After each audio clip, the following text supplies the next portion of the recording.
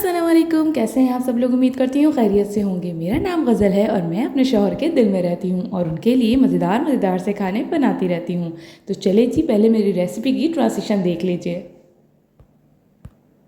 तो जी हाँ, मैंने बनाया है खंडवियों का सालन, या फिर इंडियन या गुजराती लैंग्वेज में कहें तो ढोकली का सालन। तो यहाँ पर मैंने ढोकली का सालन बनाया है। इसके लिए हमें चाहिए सबसे पहले बेसन, जो कि मैंने 1 और 1.5 कप ले लिया है। इसके बाद यहाँ पर मैंने नमक ले लिया है अपने जायके के मुताबिक। लाल मिर्ची ले ली है मैंने 1 खाने का चम्मच, जीरा ले लिया है 1 खाने का चम्मच, हल्दी ले ली है आधा चाय का चम्मच और अजवाइन ले ली है आधा खाने का चम्मच, और पानी एज़ पर नीड। वैसे यहाँ मेरे 1.5 कप मैदे में बेसन में मैंने जो है वो 2 कप जो है पानी इसके अंदर डाला है। जो इसकी कंसिस्टेंसी है वो ऐसी है कि मैं इसके अंदर 2 कप जो है वो पानी डाल दूँ। 1.5 कप मैदे में मैंने 2 कप पानी डाला है। तो देखिए, मैं इसको पहले अच्छे से मिक्स कर रही हूँ ड्राई इंग्रेडिएंट्स के साथ, और अब इसमें पानी डालकर थोड़ा थोड़ा करके पानी डालेंगे ताकि जो है इसके अंदर लम्स ना बने। तो देखिए, मैंने पहले थोड़ा पानी डाला और मैं इसको अच्छी तरीके से मिक्स कर रही हूँ। आपने भी ऐसे ही करना है, थोड़ा थोड़ा पानी डालकर जो है ना वो इसको अच्छी तरीके से मिक्स कर लेना है। मिक्स बहुत अच्छा सा करना है और इसमें कोशिश ये करनी है कि कोई लम्स ना हो, तो इसलिए मैं थोड़ा थोड़ा पानी डाल रही हूँ। आप लोगों ने भी ऐसे ही करना है। तो यहाँ पर देखें, अच्छे से इसको मैंने मिक्स कर लिया है।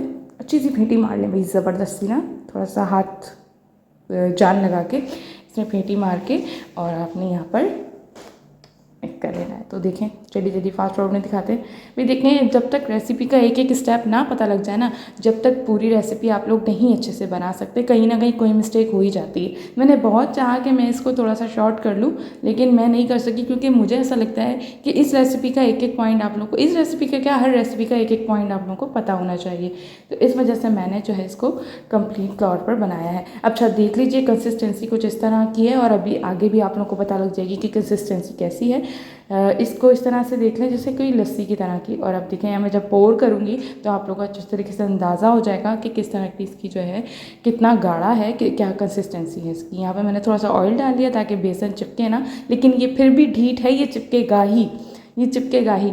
तो इससे परेशान नहीं होना है आप लोगों ने। और इसको जो है मैं जो हूँ वो एक हाथ से वीडियो बना रही थी और एक हाथ से कर रही थी, इसलिए मैंने जल्दी से कैमरा बंद किया और मैं इसकी तरफ आई, क्योंकि इसका काम थोड़ा सा स्पीडी होता है। और यहाँ मैंने एक ट्रे को ग्रेस करके रख लिया है, और उसके अंदर जो है मैंने जो ये बैटर था, 2 से 3 मिनट लगेंगे आपको इस बैटर को इस तरह की कंडीशन में लाने के लिए। Not so soft, not so hard, normal सा है, कुछ ज़्यादा नहीं है। और बहुत ज़्यादा जो है ना, ये ज़िद्दी मटेरियल है भाई, हाथों में चिपक जाएगा, बहुत तंग होंगे आप लोग। और जो ज़्यादा इरिटेट होते हैं ना, वो तो बहुत ज़्यादा ही इरिटेट होंगे इससे। जिनमें थोड़ी सा बर्दाश्त का मादा है ना, वो थोड़ा इसको बर्दाश्त कर लेंगे। तो ये मैं अगर आप लोगों को सच सच बताऊं तो ये मेरा फर्स्ट ट्राई है खंडवियों का सालन बनाने का। और माशाल्लाह माशाल्लाह माशाल्लाह, मुझे नज़र ना लगे, मैंने जो है बहुत अच्छा सालन बना लिया है। अपने मुंह से अपनी तारीफ़ कर रही हूँ, लेकिन वाकई मैंने बहुत अच्छा सालन बनाया था, मुझे तो बहुत अच्छा लगा भाई। तो ये मैंने सालन बनाया फ़र्स्ट टाइम, और जो लोग फ़र्स्ट टाइम बना रहे हैं उनके लिए ही बता रही हूँ कि पेशेंस इसमें दरकार है थोड़ा सा। और ये देखें, मैं हाथ की मदद से इसको फ्लैटन अप कर रही हूँ। इसको अच्छी तरीके से फ्लैट कर दें, एक इवनली जो है ना वो इसकी लेयर बन जाए। जिस तरह से आप कर सकते हो, अगर आपसे गरम गरम में नहीं हो पा रहा है तो जो है इसमें आप प्लेट से या चम्मच की मदद से इसको फ्लैट कर लें। मैंने थोड़ा सा गरम ही किया था, थोड़ा थोड़ा गरम थोड़ा ठंडा, इस तरह का हो कि आप हाथ लगा सकें, इतने में जो है ना आप इसको फ्लैट कर सकते हैं। देखिए कितना तंग कर रहा है मुझे ये। तो अब इसको जो है मैंने अच्छी तरीके से फ्लैट कर लिया। और फ्लैट करने के बाद इसकी एक बहुत अच्छी टिप कि इसको आपने थोड़ी देर के लिए फ्रिज में रख देना है, 10 से 5 मिनट के लिए फ्रिज में रख दें। तो इससे ये होगा कि ये जो बैटर है ना, ये सेट हो जाएगा ट्रे में। और जब ये ट्रे में सेट हो जाएगा, ठंडा हो जाएगा, तो फिर आपने इसको कट करना है।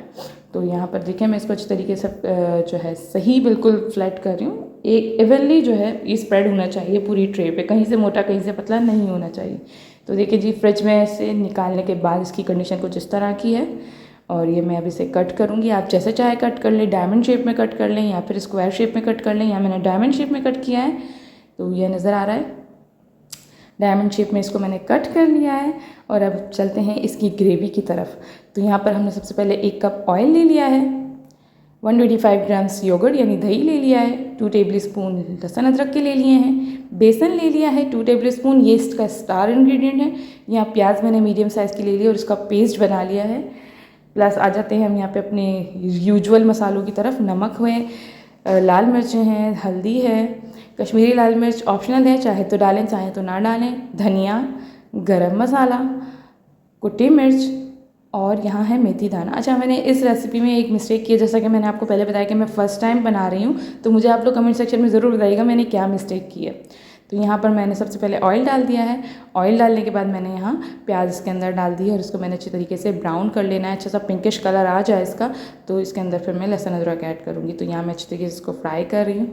अच्छा, कोई भी चीज़ जो है ना मुश्किल नहीं होती, मुझे ऐसा लगने लगा है अब। पहले मैं बहुत सोचती थी कि यार ये चीज़ मुश्किल है, वो चीज़ मुश्किल है, लेकिन अब मैं जब करने लगी हूँ ना तो मुझे मुश्किल नहीं लगता। मैं जब ये सालन बना रही थी तो मुझे काफ़ी सारे लोगों ने थोड़ा सा डराया कि ऐसा हो जाता है, वैसा हो जाता है, ख़राब भी हो जाता है और मतलब हर किसी से नहीं बनती हैं। तो मुझे थोड़ी सी परेशानी हो रही थी बनाते हुए, लेकिन फिर मैंने सोचा नहीं, मुझे ट्राई करना है। तो मैंने सोचा क्या हुआ, अगर मैं एक बार फेल हो गई तो कोई मसला थोड़ी है, मैं दोबारा ट्राई कर सकती हूँ। देखिए, कोई भी काम जो है ना वो मुश्किल नहीं होता है। अगर आप उसे बार बार ट्राई करोगे तो आप उसमें परफेक्ट होते चले जाओगे। तो यहाँ मैंने जो है सोचा कि नहीं, बस अब मुझे ट्राई करना है। तो देखें जी, मैंने ट्राई किया और यहाँ पर मुझे बहुत अच्छा रिज़ल्ट मिला कि वाकई जिस चीज़ की इंसान ठान लेना वो इंसान कर सकता है, चाहे वो कोई भी चीज़ हो। लेकिन हमें चाहिए कि हम इस वाली पावर को अपनी अच्छे वे में यूज़ करें, ना कि बुरे वे में। कि हम अगर किसी का बुरा करना चाह रहे तो हम सोचें नहीं भाई हम कर सकते हैं, हम कर सकते हैं। नहीं, किसी भी अच्छे काम के लिए आप ये चीज़ रखोगे तो ज़रूर होगा ऐसा कि वो काम आपका हो जाएगा। लेकिन अगर आप किसी का बुरा सोचोगे ना तो अल्लाह ताला कभी आपका साथ नहीं देगा। तो बिल्कुल आप सब लोगों को एक यही मेरी तरफ से मैसेज है कि जो चीज़ आप करना चाहते हो किसी के अच्छे के लिए, उसके लिए अपने दिल में पक्का इरादा कर लो, तो वो क्यों नहीं होगी, वो ज़रूर होगी। तो ये एक छोटा सा मैसेज है मेरा उन लोगों के लिए जो लोग बार बार ट्राई करके थक चुके हैं और अब ट्राई करना नहीं चाहते हैं। तो प्लीज़ उठिए और ट्राई कीजिए, क्योंकि क्या पता ये वाला ट्राई आपका जो है वो कामयाब हो जाए और आप जो है वो अपने काम में जो है वो कामयाब हो जाएं। तो प्लीज़ मेरी तरफ से सब लोगों को यही पैगाम है कि जो काम आप करना चाहते हैं उसको बार बार ट्राई कीजिए, ताकि आप लोग अपनी मंजिल तक पहुँच सकें। कभी भी कोई भी काम मुश्किल नहीं होता है। तो चलिए जी, अब सालन की तरफ आते हैं। यहाँ पर मैंने देखें सारे तमाम जो है ड्राई इंग्रेडिएंट डालने के बाद इसको मैंने अच्छी तरीके से भुनाई कर ली है पानी डालकर। और फिर उसके बाद अब मैंने जब ये भुन गया तो मैंने इसके अंदर बेसन डाल दिया। और अब बेसन को भी अच्छी तरीके से भूनने के लिए इसमें मैं पानी डालकर इसको फिर से भूनूंगी, क्योंकि बेसन का जो कच्चापन है वो अगर सालन में आएगा तो टेस्ट ख़राब लगेगा। तो इसलिए मैंने पहले बेसन को डाल के अच्छी तरीके से भून लिया है और अब मैं इसके अंदर पानी डालकर फिर से इसको भूनूंगी। देखिए, सालन में भुनाई जो है वो ज़्यादा बेहतरीन तरीके से करनी चाहिए, क्योंकि जैसे ही भुनाई होती है वैसे ही सालन मज़ेदार होता चला जाता है। जो मतलब लाइट आंच पर आपने इसको भूनना है। कोई भी काम जल्दी जल्दी नहीं करना चाहिए, क्योंकि जल्दी का काम हमेशा शैतान का होता है। Slow and steady wins the race, ये बात याद रखनी चाहिए हमें अपने जहनों में। तो जहाँ मैंने बेसन को भून लिया और भूनने के बाद मैंने इसके अंदर दही भी शामिल कर दिया और अब मैंने दही को भी अच्छी तरीके से भूनना है। दही ने बहुत पानी छोड़ा था, मैं बहुत ज़्यादा जो है इरिटेट हो रही थी कि ये दही क्या कर रहा है, क्या परेशानी है दही के साथ। लेकिन ये कि इसने बहुत पानी छोड़ा, लेकिन मैंने थोड़ा सा अपने आप को कूल एंड काम रखते हुए इसको अच्छी तरीके से भूना, क्योंकि जब मैं फ़र्स्ट टाइम बना रही थी तो मुझे हर चीज़ नई लग रही थी कि ये हो क्या रहा है। दही अक्सर पानी छोड़ता है, लेकिन आज ही इसने कुछ ज़्यादा ही नया ड्रामा किया। बहरहाल तो मैंने इसको जैसे तैसे करके भून लिया और ये भुन गया है सालन। और जब ये इस कंडीशन पे पहुंचेगा तो हमने जो खंडवियाँ काट के रखी थी वो इसके अंदर शामिल कर देंगे। तो आगे चल के हम वही करने वाले हैं। अभी मैं इसको अच्छी तरीके से और भून रही हूँ, क्योंकि मुझे थोड़ी सी सेटिस्फेक्शन चाहिए होती है बुनाई में। जब तक मेरे अंदर से मेरा दिल नहीं कहता ना कि ये बन गया है सालन, जब तक मैं उसका पीछा नहीं छोड़ती हूँ, मैं बहुत ज़्यादा उसको बुनाई करती हूँ।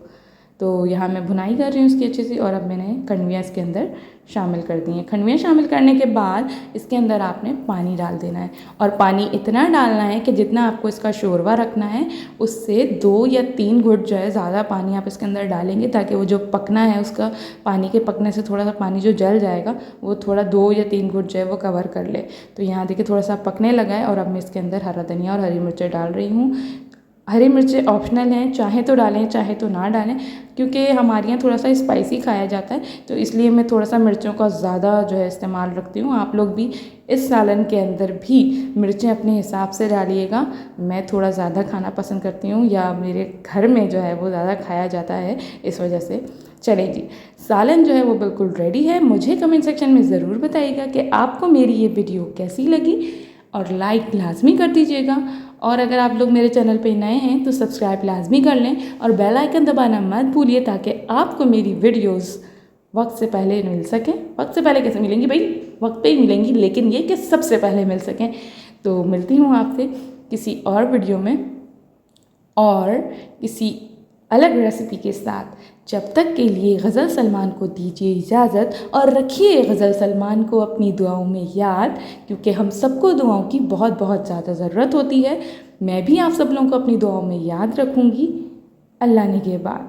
और हाँ, जाते जाते रिव्यू तो देख लीजिए, ये शख्स बहुत कम तारीफ़ करता है मेरी। तो यहाँ पर जो है ये सालन मैंने बनाया, मैंने मुझे रिव्यू चाहिए, तो ये रिव्यू देखें।